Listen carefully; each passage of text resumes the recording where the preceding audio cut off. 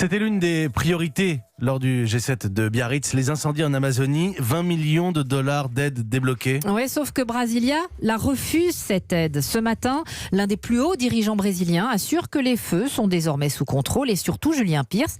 Ce qui frappe, ce sont les mots employés pour justifier ce refus. Oui, il s'agit d'un texte très court, quelques lignes d'une violence rare venant d'un dirigeant aussi haut placé. Onyx Lorenzoni, l'auteur de ces lignes, est en effet chef de cabinet du président Jair Bolsonaro.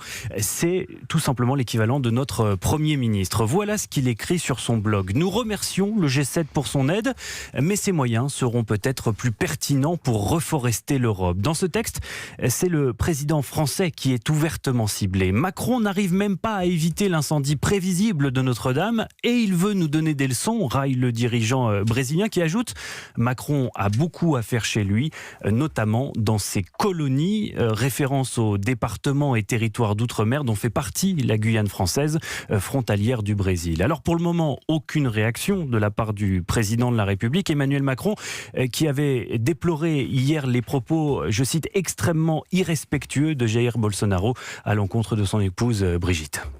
Julien Pierce, la tension entre la France